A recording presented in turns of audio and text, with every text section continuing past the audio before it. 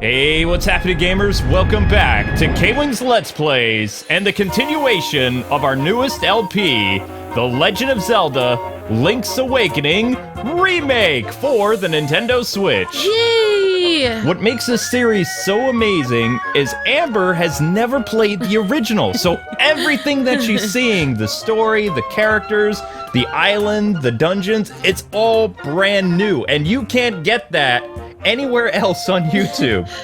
So make sure you guys smash that like button and tell us your favorite Zelda character in the comments section below. It's time for episode 2. Okay, so in our last episode, I believe we got the tail key. Yes, so we can go to our next dungeon. Our only dungeon. Well, our first dungeon. Cool. Now I just have to remember where it is. And we've got magic powder. Yep, we have the magic powder, and we have our sword and shield. And yeah, I still don't, I haven't really seen any of the Game Boy Advance game except for Luke just showed me... Game Boy. The Game Boy, or I'm sorry, yeah. Game Boy and Game Boy Color. Yeah, Luke just showed me the opening sequence and the first, few minutes of gameplay online, the Game Boy, and I was like, wow, I can't believe they put all this on the Game Boy, because I thought the Game Boy just had, Pong on it and stuff. Oh, the things I wish I could show you that... If there was a way for me to do, the most incredible moments on the Game Boy, that would be a fun video to make, because there's so many unique style of games that release for that system that you would be amazed by because of the sheer limitations the system had, yet it found ways to really utilize and maximize every aspect of the Game Boy. Well, I mean, I'm very impressed by the Game Boy because I think there were other handheld systems at the time, or at least one other one. Sega Game Gear. But which had horrible battery. Nobody really did as great a job as Nintendo at doing the handheld systems. Because, I cannot believe the amount of, the map and story and characters interaction and parts of the game that they could fit on that tiny machine. The Tail Cave. If you think about it, the real wonder is how this whole game fit on the Game Boy back then in 1993. Yep. It's actually amazing. Ta-da! So we're inside the Tail Cave. This is the first dungeon. So after going to the mysterious forest, we got the dungeon key so that we could go inside of here. And now we just picked up a small key.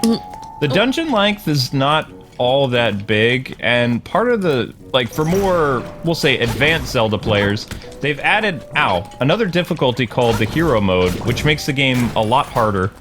Because the original Link's Awakening, I believe you can go through in about 4.5 hours. Something like that. It looks like a face. Yeah. Okay, so we have the compass. Now you can see where Chest and the Nightmare are hidden. The Nightmare is basically the boss of this. That's what they call it. This compass has a new feature, a tone, which will tell you if a key is nearby. Oh. I feel like playing this game, or watching you play it, makes me happy. It's because you have the cutesy Link. Well, I guess so. It's got nice music and a very happy story and stuff like that. Oh no, Blob's got you. Yep. You got the piece of the power. You can feel the energy flowing through you. Well, I was just thinking, when you look at the map of this game, the map looks kind of small compared to, A Link to the Past. What, you mean this map? Yeah. Yeah, that's the same as A Link to the Past. Yeah, but isn't it smaller than A Link to the Past map? See how over by the compass there are several floors? Link to the Past had several floors too. Oh. Whoops. Oh no, I meant of the entire map of the whole world, outside. Yeah. It's small, but that makes sense because it's on the Game Boy, they probably couldn't fit it on there. Well, the Game Boy had limitations as well.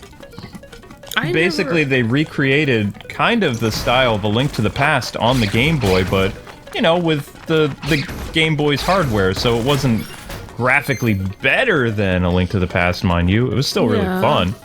It was amazing what they were able to do with what they had. Oh, yeah, the difference between what you can do with a handheld system versus a console is tremendous, so...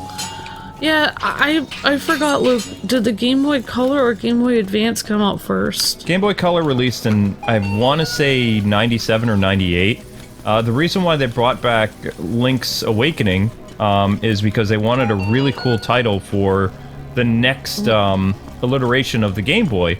And Game Boy Color, they call it Game Boy Color. It kind of was color, but it still didn't have the impressive color scheme of Genesis's Game Gear, which Game Gear was really the first full-blown handheld system that utilized colors, but at the same time, how do I put this? It was a battery eater, and, you know, it got hot and uncomfortable and all kinds of stuff. Yeah. So, I mean, the Game Boy was a comfortable system, it had long-lasting battery, and you gave it to your kids to shut them up on long car trips, like, across the country. It took AA batteries, it was awesome. Yeah, the AA battery feature is really cool, actually. I did like the Game Gear's, like, backlit screen, I thought that was kind of cool, but, yeah. you know, I didn't own one because it was just way too expensive. Yeah. It had some cool games, though. Mm-hmm. Aha! I'm curious to figure out who, like, Marin is and everything like that, because I don't know, like, you were telling me that there's some surprises about Marin or something like that. Oh, there's a lot of things that you're going to be... I don't know if this will become your favorite Zelda game at the end, but this, in a sense, is the traditional Zelda experience in what used to be in the palm of your hand. And so many people love this game. So many people still see this as their favorite Zelda game. Me, it's always going to be A Link to the Past for me, but we need bombs in order to get in here. I don't know, it's hard for me. I mean, like, without Zelda, it's hard for me to think I could like a Zelda game. It's hard to call it Zelda without Zelda in it. Well, yeah. It's not just hard to call it Zelda. I don't know if I'm gonna like it without Zelda in it. Well, he's trying to get back to Zelda. That's the whole point of this game. Oh. Later, what they did on the Game Boy Color, there were other Legend of Zelda games that were actually made by Capcom in the same style as this game. They were Oracle of Seasons and Oracle of Ages. And what they did is they had those stories take place before the events of Link's Awakening. So that's why Link is on that ship. Is he was on a quest for Zelda, and he's on his way back to her, and then tragedy strikes. So feels like Link has to go through a lot to get together with Zelda. Oh no! And then he never quite gets together with her, like, ever. Some Link and Zeldas end up together. Some do not. Skyward Sword. Skyward Sword does, yep. Ow! Punk? Oh, you have to hit them so they're all the same shape. Yep. And this is a full-blown recreation of the first dungeon, except with kind of like that Link to the Past, like, kind of sideways down look to it. Yeah. It's a little bit different than the Game Boy one was actually kind of like a flat top-down view. Yeah. No, this one is more Link to the Past. That makes sense. I mean, they changed it a tiny bit. It's okay. You found a stone beak. Now you can find an owl statue to fit it into. So these owl statues are scattered throughout the dungeons, and they give you like important advice. So all you have to do is put the beak in it once you get it, and it tells you what to do. And turn aside the spined ones with a shield. Okay. That guy talked to you. Yep. All right. So we can't go over there right now because I believe. I want to say the feather is kind of the item that you get in it.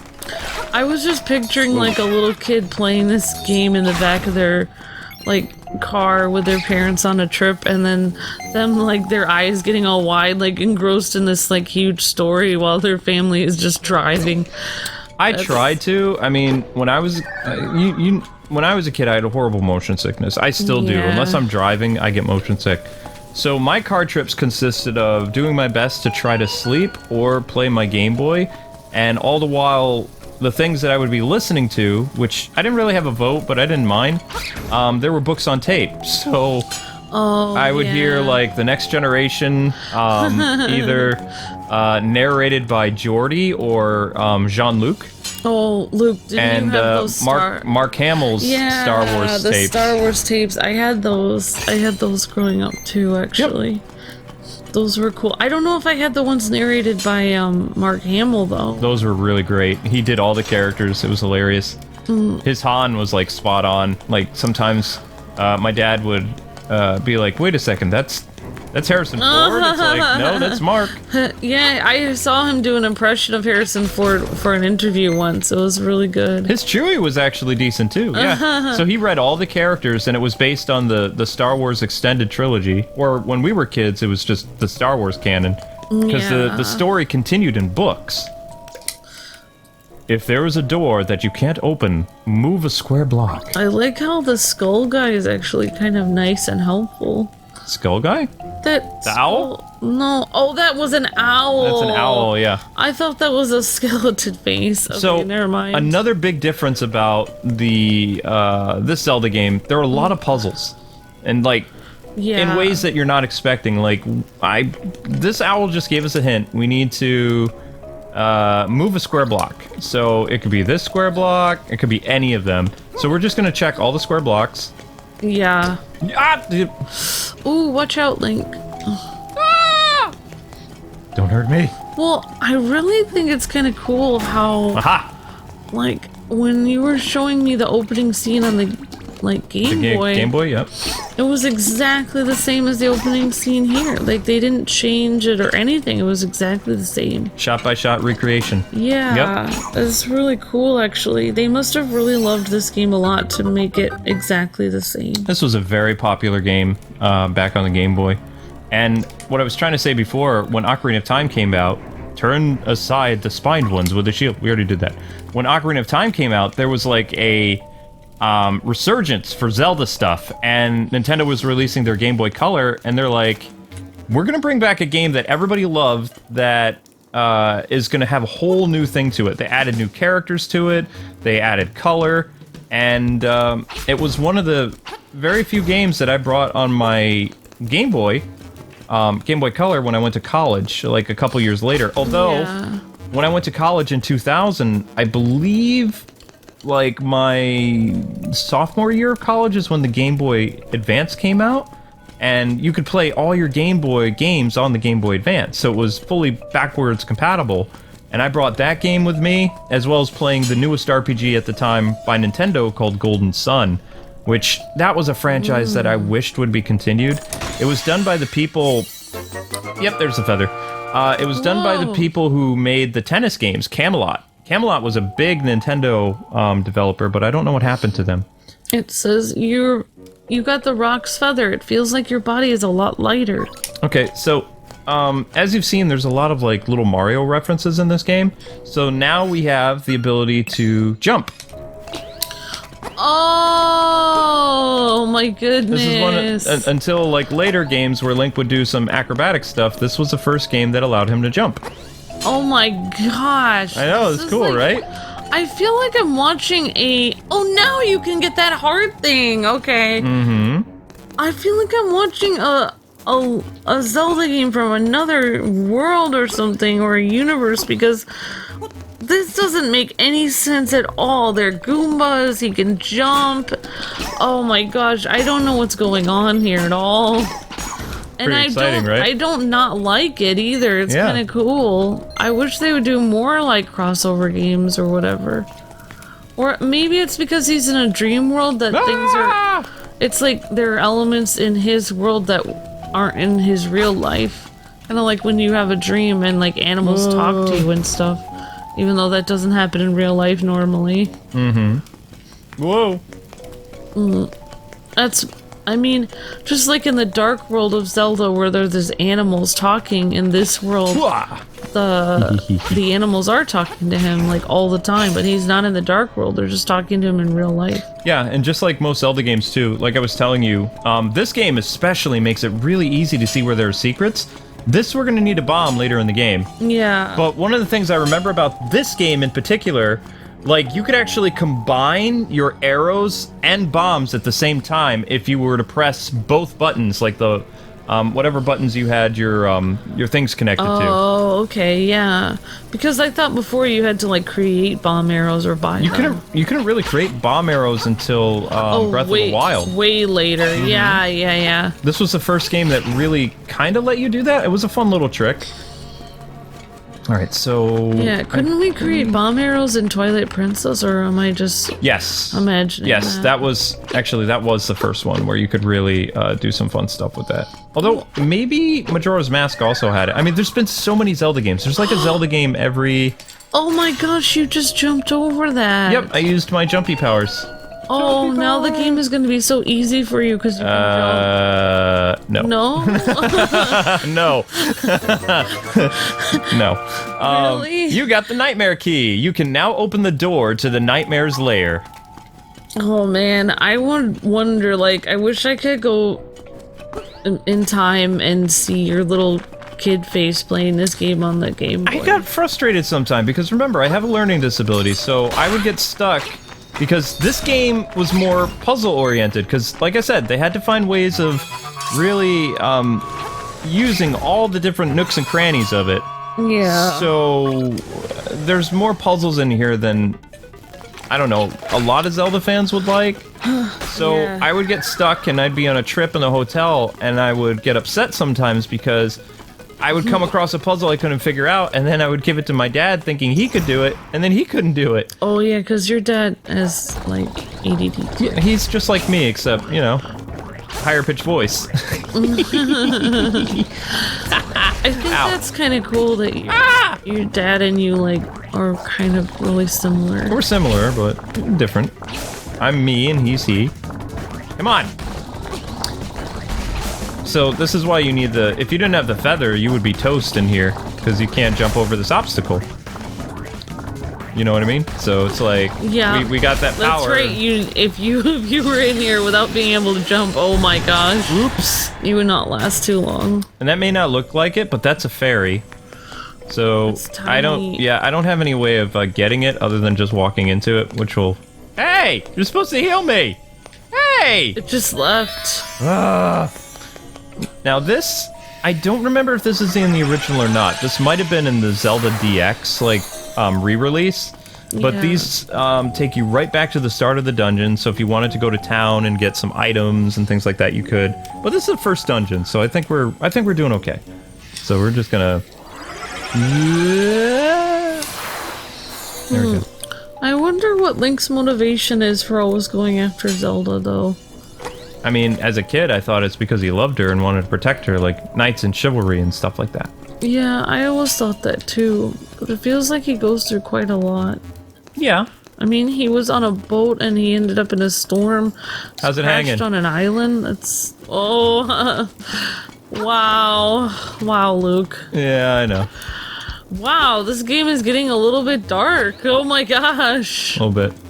So once you have the Rock's Feather, you can get the items that are floating a little overhead. Usually they're close to like boss rooms and stuff like that. Yeah. Yeah. I kind of like the feel of games that are like, it feels like some of this is for kids, but other parts of it is like, I don't know. Buzz, buzz, outsider. And this is the first boss, and it looks very similar to a Link to the Past villain, doesn't it? Yeah, it does. So, actually. same thing, attack its tail. And I actually realized I didn't finish our Link to the Past series. Oh, right, we were doing that together. Yep. I might want to get back to that after I finish this, because the game is now on the Switch, like through that, you know, online service that we pay for. Oh, we did such a pretty thumbnail on that. I know. I found the template, I think. Where Link is holding Zelda's hand. Booyah! We made such a romantic thumbnail. In my mind, I like to believe they got together in that. I always believe that. Otherwise, why would she call for him for help? Da-da-da-da. You got a heart container. Your maximum number of hearts increased, and your health has been refilled too. Cool. Well, I kind of like how in Nintendo does a really good job of making a kid see like dangerous things, like those skeletons hanging, but at the same time making the kid feel safe. Like it's okay because it's not going to happen to you because you're Link. You're an adventurer. Everything's going to be okay. Yep. All right, so this is our first instruments. You've got the full moon cello. Wow, you got a cello? You have to collect 8 or 12 instruments in order to wake the windfish. Oh. That's why the music is so good in this. Yep. I mean, the music was all like chip tunes, and now it's like string quartets and orchestras. The melodies are very nice. Swamp. A path opens in the blooms. That's, I don't know. It's fine. Nobody saw you do that weird thing with your hand. No, nobody can really see it, yeah. So there's a lot of stuff you can do. You can head back to the town. Oh, here comes Mr. Owl. Link's like, I hear it. Where is it? Oh, there he is. What's up? Hoot hoot. That is an instrument of the sirens. I have to admit, at first I did not believe you were real. That instrument, along with the 7 others in the set, has the power to wake the windfish. Wait, 7? I thought there was 12. Oh well. I don't know. You must collect them all. I was instructed to give you directions. Your next goal is north, to the swamp. Hoot, indeed. Gopanga Swamp. Gopanga, yeah. So he gives you hints where you're supposed to go next. And just like Zelda, if you want, you can explore afterwards. Like, we have the ability to jump now, so wherever there was holes that you couldn't get out of, now you can. I mean, oh yeah, that's really cool. Mm-hmm. I was just thinking, that was what was so cool about Link to the Past, but I had never played this game. I didn't realize there was a game before it similar, because what was so cool about Link to the Past that I remember everybody saying was that it was like an open world. You could go anywhere you wanted. To explore. To some extent. I mean, the vast open world game is always the original Legend of Zelda. And then Breath of the Wild, it harkened back to that a little bit. You could go wherever you wanted in Breath of the Wild. Not necessarily meaning you would survive, mind you, but you could go anywhere. A Link to the Past, you need certain items in order to, you know, get really far in the game. But if you wanted to, right at the beginning of the game, you could go near Lake Hylia, you could go all kinds of different places. You won't necessarily be able to get in there, but you could go there. Yeah, but I don't know. I feel like, isn't A Link to the Past like one of the best? It's my favorite. Best Zelda games of all time. Yes, I would love a full-blown remake like this. Like, you have no idea. And a lot of people were telling me that, you know, if they did a full-blown remake of this, they kind of did. It was called Link Between Worlds, and it's like, yes, that took place in the world of Hyrule, but that wasn't a Link to the Past. It wasn't a Link to the Past. It was like you played as Link's great-great-great-great-great-grandkid, so it wasn't the same. See this right here? It wasn't frame by frame the original game. Yeah, this is a bomb place. You can always tell where a bomb is based on, you hear the difference in the wall? Yeah, it has a clang instead of like a ting sound. Now, what I've liked about Breath of the Wild was whenever you would go to your map, you would be able to mark your stuff, right? Mm-hmm. So... I think so. Wait, that says pin. Really? They added that? So there's a, okay, well, let's, we can pin that? I think we can. It was right in this area, right? Yep, it was right about there. Alright, well, let's put a treasure chest. Okay. Cool. Okay, so I like that they did that. They added some new elements from, like, the recent Zelda games, and they put it in this past game. That's cool. That is cool. Wait, could you pin stuff on A Link to the Past or no? No. Okay. No, of course not. What you would do is you would take out, if you were smart, in the old days, we would, like, draw a map, or you could get a map from... I remember that! Oh my gosh, I used to sit down next to my brothers and, like, I would be drawing every square and then, like, write, like, a little X where something was. Yep. Yeah, because I didn't have that big map from the Nintendo Power thing. Yep. And even then, I didn't want to ruin my Nintendo Power map. I know. That was just for display purposes. Yeah, exactly. There's no way anyone would want to destroy that map. Yeah. Oh my gosh, Luke, you were making Remake. I never really Wow, you're making me remember stuff because I never really got to play that. Yeah. But I would try to help my brothers play it, like, by writing down where they were and stuff. Same thing for passwords on Super Nintendo games. Like, it'd be hard for me to remember them, so I'd have, like, a pen and paper. All these scraps of paper next to your game. Yeah, I used to write down passwords. Most people had, like, things for their drawings when they were little. I had a thing for all my passwords for Super Nintendo and NES games. Yeah, like a little notepad or paper. Hey, buddy, it's serious. Yeah, really serious. Yeah, it is. The Moblins came to the village. Ah! Oh, no. Yeah, that's right. A whole gang of Moblins, yo. Then it's for real. They all went to the house. Yeah, that house. Then they did something at Bow Wow's house. Oh, man. It was really bad scene with the Moblins. So, I mean, It might be faster to find out for yourself what happened. So the narrator is kind of like the voice in your head, so I give it kind of like a different voice. Yeah, that makes sense. I'm pretty sure we need the Pegasus boots to get this, but I just want to... Well, you can get higher by jumping. Yeah, you need the... Because you would have to ram into this and knock it down. Maps and Memories Guidebook. No, I don't want to read any books. Oh, wait, you're allowed to read them for free? You don't have to buy them? Yeah, there's no librarian in there. Yeah, so you were saying you can actually take stuff without paying for it? Yeah, but there's... Okay.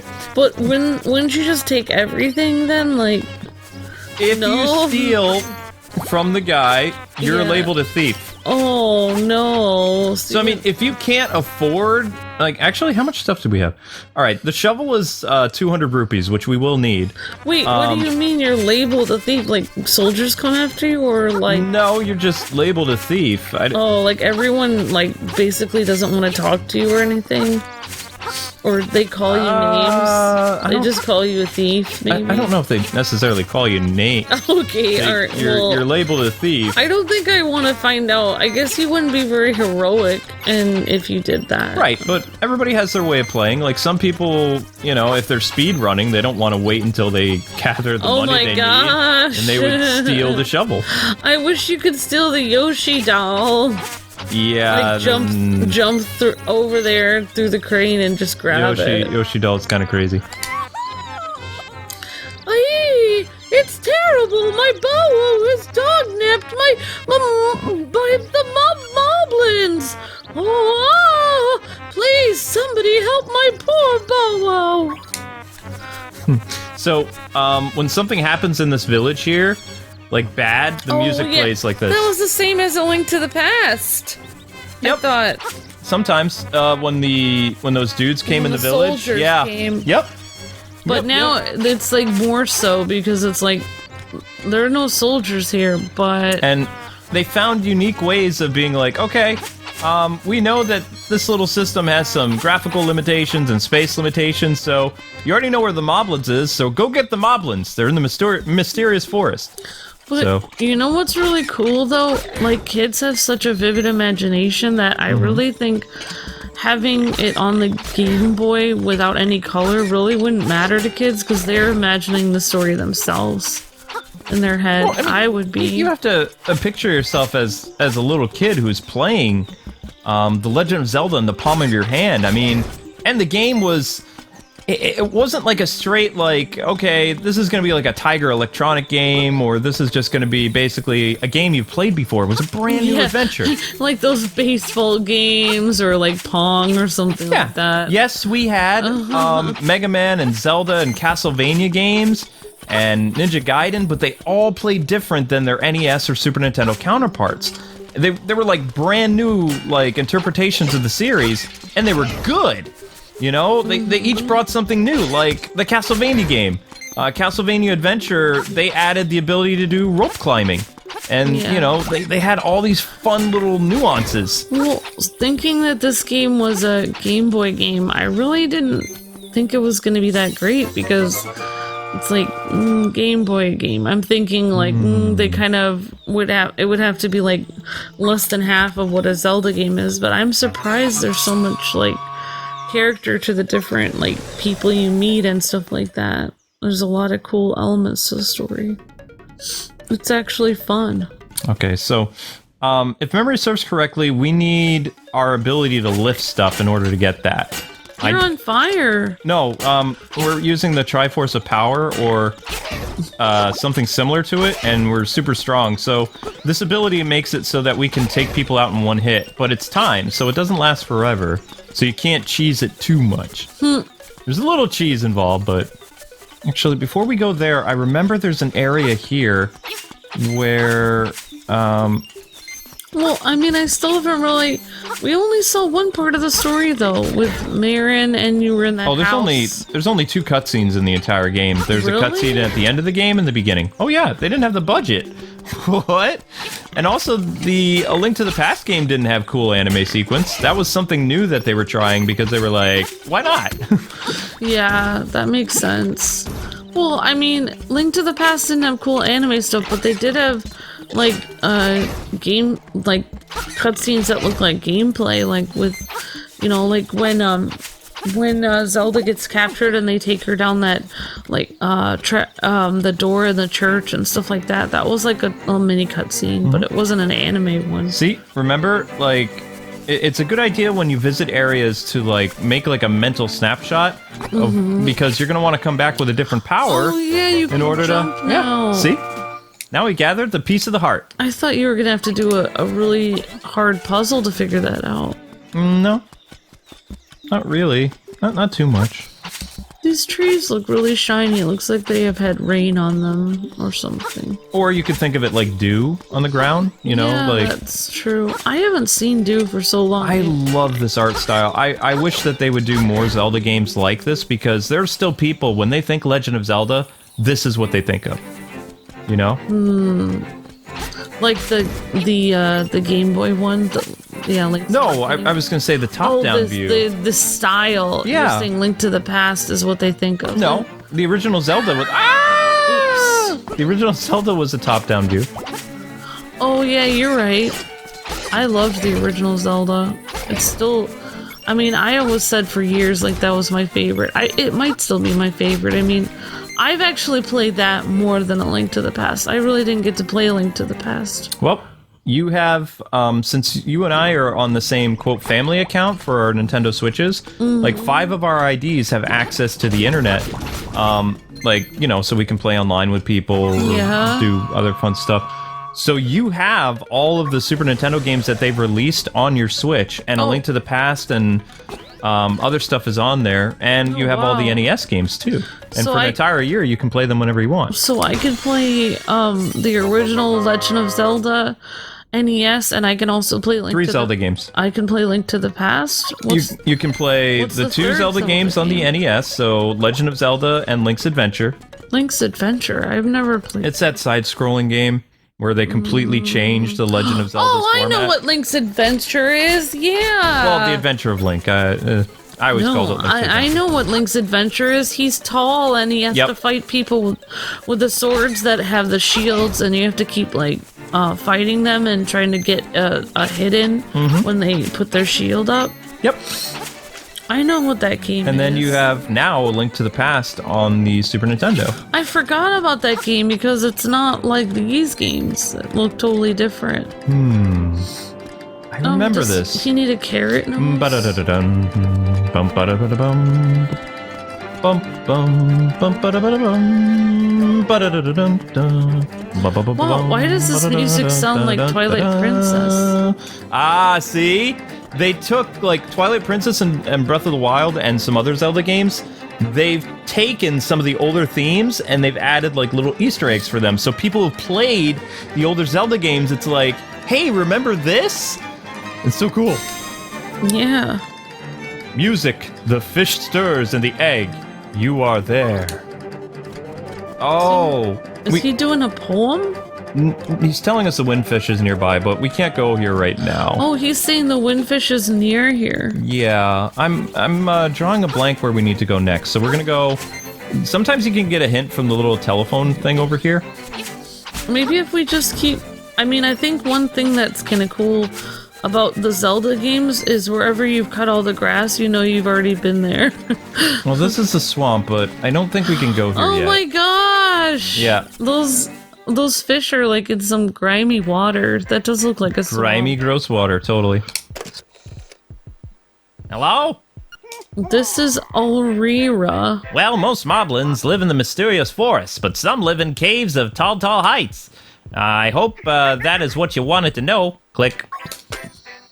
Operators had, like, when I was a kid, they had a very nasally voice. You know, Yeah. Operator standing by. Where can I Yep. direct your call? That's exactly yeah. how I remember it. Yep. They don't have really... Well, they might have some operators. Maybe they were all these days. from like a certain state with that nasally voice or something. I don't know.